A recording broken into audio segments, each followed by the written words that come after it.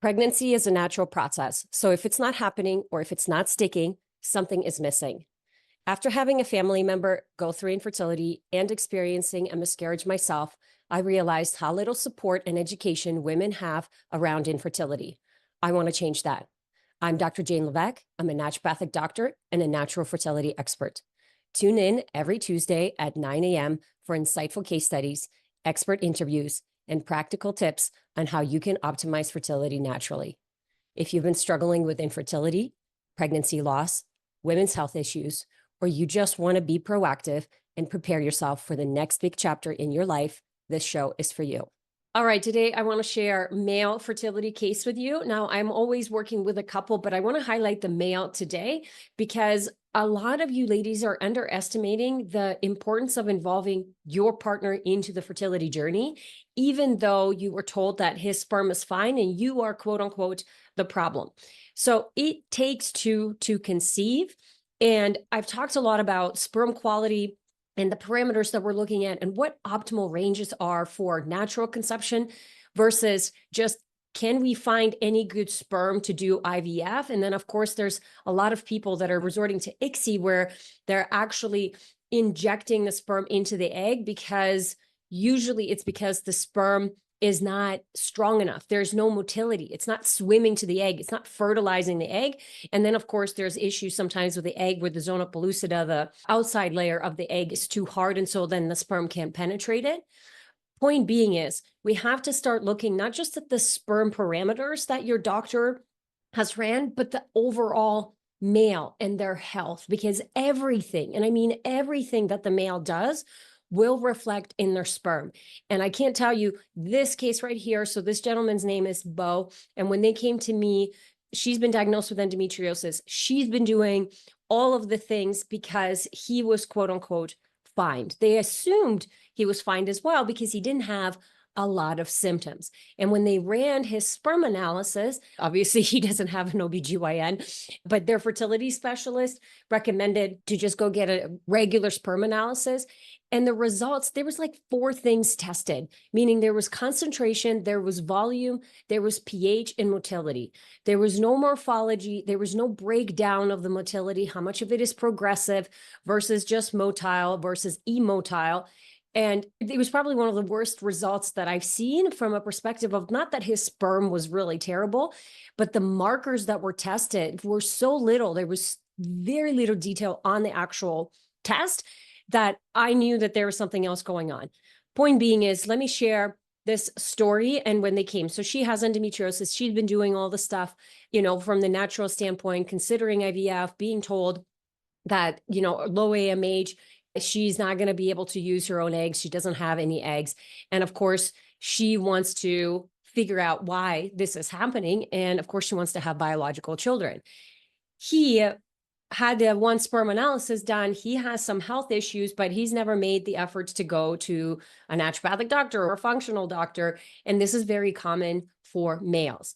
Now, if you want to work with either myself or one of my team members and you are working on fertility, we require both couples, like both partners, to be on all of the calls.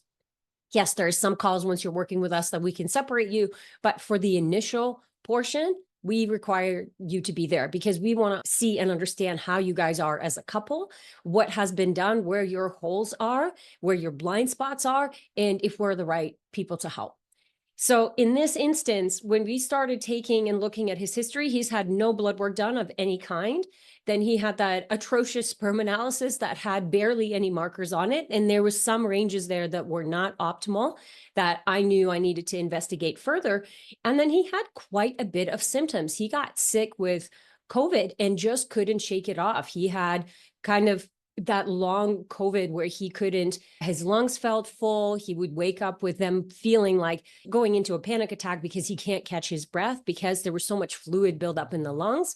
Energy was low, motivation was low. He's had a bunch of rashes. He had some bloating. And so it wasn't anything that was super drastic, but he was just feeling blah. So when we got into all of the testing, and I'm just going to share my screen. So if you're watching it through YouTube, you can see it. But if you're listening, I'm going to walk you through it. I'm just going to show you the highlights of the functional lab testing versus everything that we ran. because it's a lot.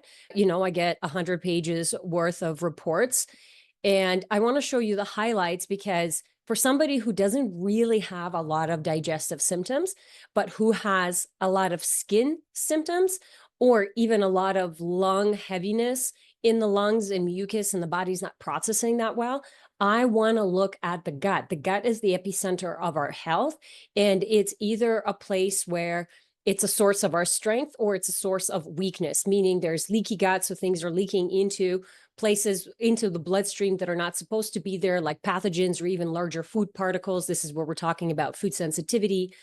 But then you're also not detoxing well. You're not absorbing your nutrients well.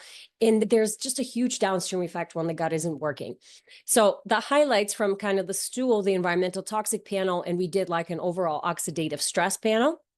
His calprotectin was 161. Ideally, we want it under 50, and ideally, I want it under 25. So 161 tells me there's an insane amount of inflammation in his colon, and specifically more towards the sigmoid colon. His other inflammatory markers came up, I don't want to say clear. There was a couple that were on the upper side, but this was the only one that came up really, really high. Of course, I look at what if you're in the red versus in the yellow or the green. And then even when you're in the green, are you in the optimal range or are you closer to, starting to go into the yellow? So the calprotectin was huge. I believe MMP9 was another marker that was elevated for him, which is indication of high inflammation in the gut. So right off the bat, I know he has inflammation. Then we look at his ability to digest and absorb food. His pancreatic elastase, which is the enzymes that your pancreas is producing to be able to break down food, is at 134. Somebody his age, so mid 30s, you should be close to the 500 mark, not even 200. So like if you're at 200 and you're 30 years old, that's very low production of your enzymes. The good news is these are pretty easy to fix because a lot of the times you just have to slow down and start eating and chewing your food instead of, eating on the go. So we know that he's not digesting, he's not breaking down his food well, and he's not absorbing it well. And then when we go into fat malabsorption, he had an insane amount of cholesterol and fat in his stool. And he was this classic example of he eats pretty clean, but someone told him he should have more healthy fats. And so he doubled down on having healthy fats. He would have 1 to almost 2 avocados a day because it's just guacamole packs. And then I want to make sure I include some nuts and seeds. And then I'm using oils for my cooking. And then I'm having a fatty cut of steak, some bacon, whatever. And he was just having an insane amount of fat. So he wasn't absorbing any of that fat. There's also probably a huge, it's always a combination of things, right? It's you're eating too much or your body is not breaking it down. And it's the combination is that, well, like he was eating too much and then his liver and his gallbladder is just so taxed that there's multiple different reasons for that. We'll talk about that in a second, but then he's not efficient at producing that bile. And so bile is how we absorb the cholesterol and actually use it. And then, of course, the fat soluble vitamins are going to come with that, like your vitamin A and D and E and K. So he's not absorbing any of those things because the fat is just coming right out. So that bile production isn't there. And the quick fix is, hey, we're going to cut back the fat, and then we're going to really work on the liver and the gallbladder to support it. And then from the environmental toxic perspective, and this is where I really wanted to make sure there wasn't anything like, there's the heavy metals, there's the mold, the yeast and the fungus, and then the industrial toxins that can be really damaging to our DNA and cause damage to the actual DNA, which of course is going to impact sperm quality, and that DNA fragmentation index is going to go up, but also just longevity and health of our being. When someone says that I want to prevent having cardiovascular disease, well, the first thing that you need to do is look at your labs and see where you are on that spectrum. Heart disease doesn't develop overnight. Usually when people come in with a heart attack and then you see that they have high cholesterol and high triglycerides and there's a lot of inflammation and their blood sugar is dysregulated, that hasn't been happening for a month. That has been happening for decades. And so in our 30s is the time to prevent all of these nasty things that we see happening to our parents or just an older population in general. And a lot of my patients come to me and say, like, I want to prevent what my parents went through.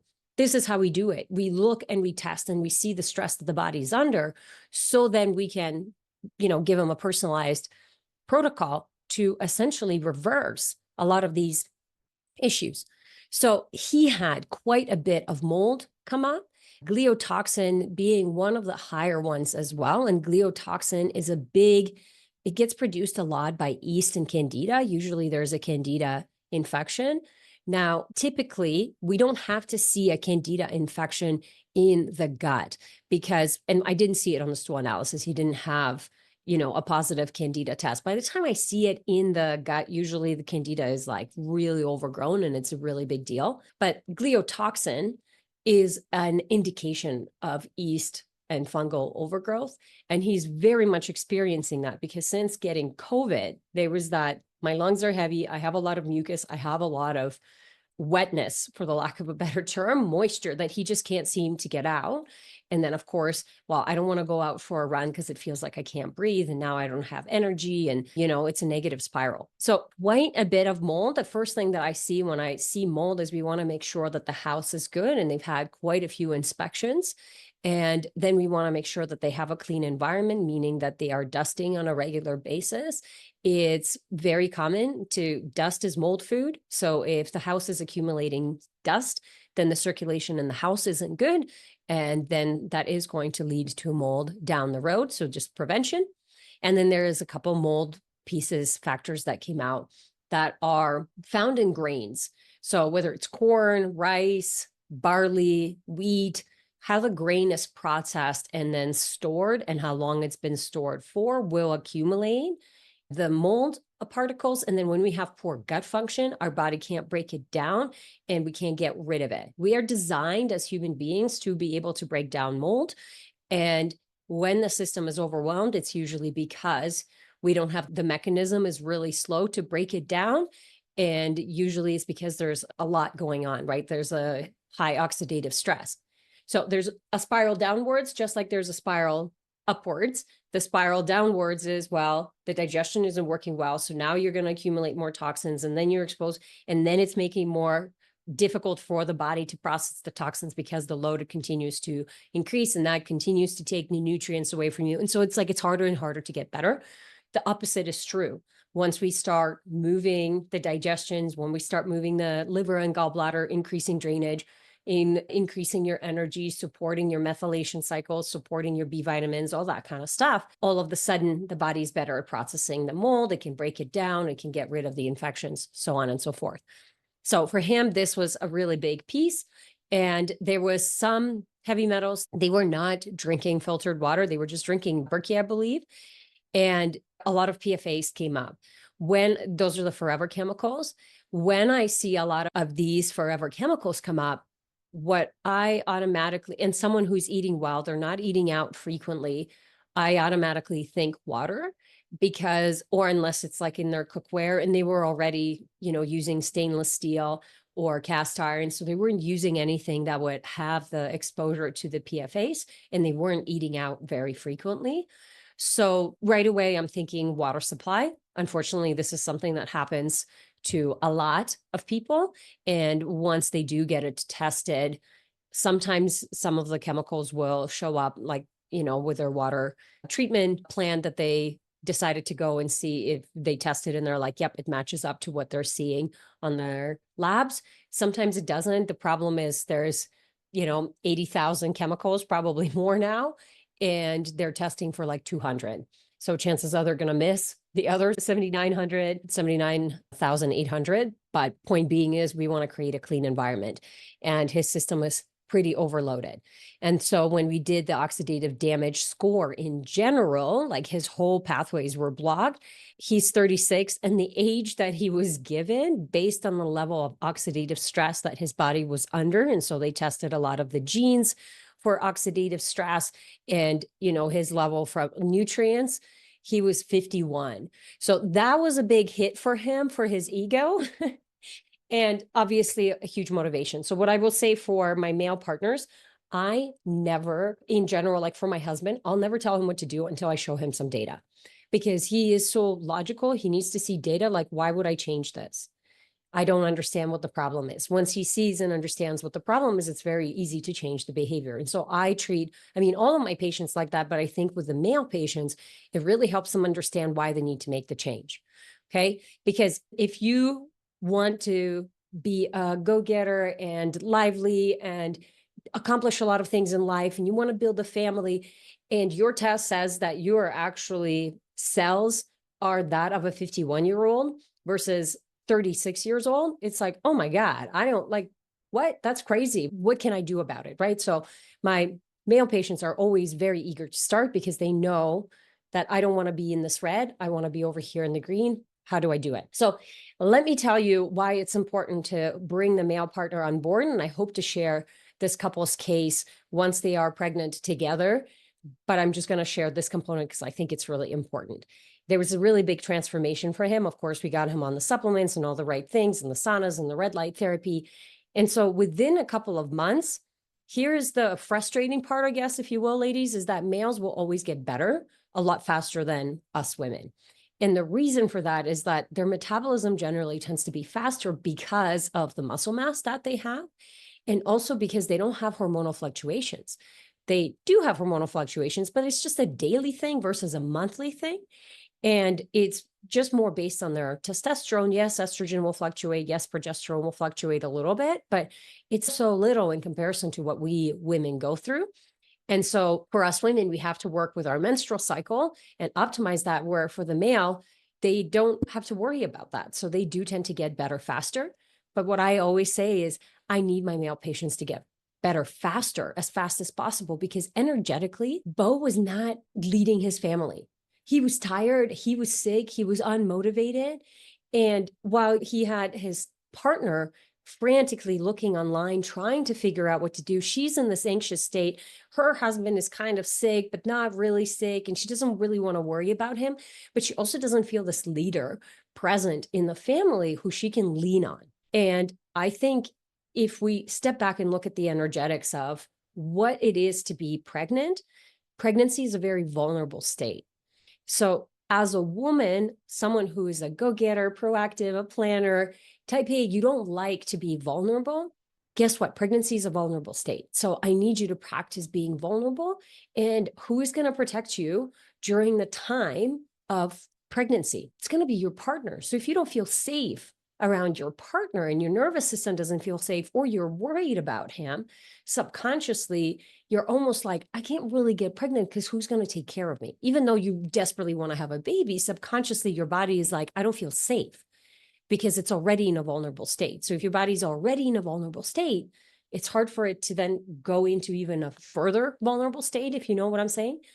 So it's really important for me as a practitioner to get the male patients feeling good, meaning that their health is improved, their energy is improved.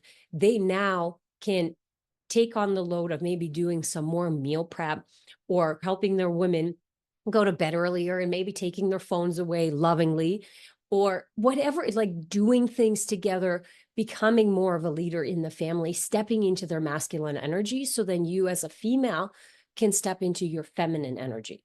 Okay, this is the transformation that I talk about with my couples. It's not, when my couples sit down with me, I always say the couple that gets pregnant is not the same couple that's sitting in front of me today. There's a transformation that needs to happen.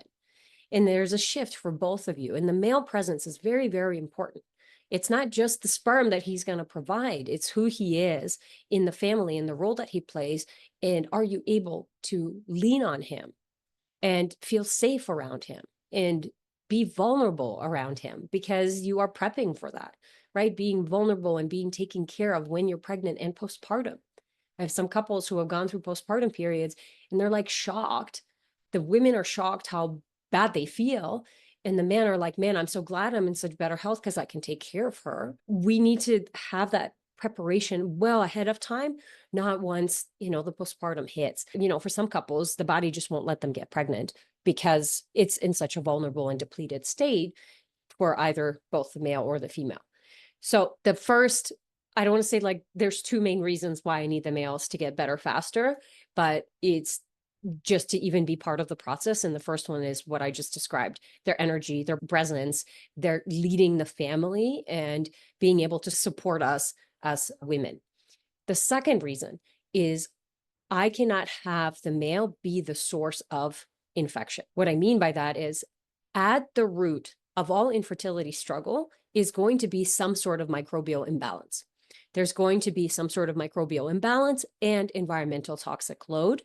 And those two are very intertwined because there's a lot of toxins that can pleomorph, basically change the bugs, which will make them more pathogenic and more opportunistic. So those two things go hand in hand. For this case, endometriosis is, I think, every case of infertility, the root cause is going to be some sort of microbial imbalance. This is especially true for endometriosis. There is an infection that is driving the disease progression, that is driving the immune system dysregulation, that's driving the inflammation, that in adding to the estrogen overload and the histamine and the whole thing. So Bo, he had we knew he had some infections because of his lungs and he was sick, but we're not associating that with reinfecting her. We even know that he probably has a lot of yeast and fungus, and so sure, it didn't show up on the gut. I believe it actually showed up on the urine, like the organic acid test. I just didn't share that. But he is a source of a fungal infection for her. And it's because we're intimate together, but also because we cook for one another, we hug one another, we touch one another. And whoever you are living with, you are sharing microbiome with. And so if I'm just trying to impact her without him, she's going to continue to relapse. And that's exactly what happens. And so she feels really bad because she feels like her body is broken. But in reality, you're living with a source of infection, right? And it's not about who is who, because we don't know if she's the source of infection and then she's passing it to him and then she'll heal it, but he now has it. And it doesn't really matter. The point is that we need to treat both partners. So I cannot have a partner living that I have no idea what's going on for him. And Bo is this perfect example where he wasn't terrible. He was fine, but he wasn't great. But because his wife was going through so much more, it was more important to focus on her, not him. Now, I focus on both. And when he gets better faster, then he can actually support her a lot more. So then she can get better at her own rate. So I hope you guys, this makes a very strong case as to why male fertility is not just important for the health of the child, because it is. It's 50% of the DNA contribution. And we know that like any sperm parameters, whether it's motility or concentration or morphology or DNA fragmentation, vitality, they're all associated with either a good or a bad outcome of the pregnancy. And that could be a miscarriage, or it could be complications down the road in the pregnancy, like preeclampsia or preterm birth. Male fertility and the male contribution is important. It's 50%. You cannot, like, if there is a practitioner that doesn't involve the male when you are working on fertility, because they don't want to have the uncomfortable conversation with you that says he needs to be here, or maybe it's lack of knowledge. This is why I share this, because even if you're a practitioner listening to me and you are specializing in fertility and you are not seeing male patients, you need to stop doing that. You're doing this couple a huge disservice. So I hope that this is a very strong case for you guys as to why you need to involve the male partner, because the sperm usually comes fine. And oh, the cholesterol is a little elevated, but it's not bad. Meanwhile, your man is tired. He's carrying an extra 20 pounds. He has random rashes. He's snoring like crazy. Those are all signs of poor health. If he gets healthier, you'll get healthier. And usually when you get healthier, he will as well. But we as women, if we tend to feel like we're nagging when we're constantly telling the guy what to do, because for the guys, they don't go on feelings, they go on logic. And so if they haven't listened to all the podcasts that you have listened, and if they haven't ran the lab work that you have ran, they don't have the reason to make a change. They don't, in their eyes, nothing is wrong. They just think that you're taking it too far.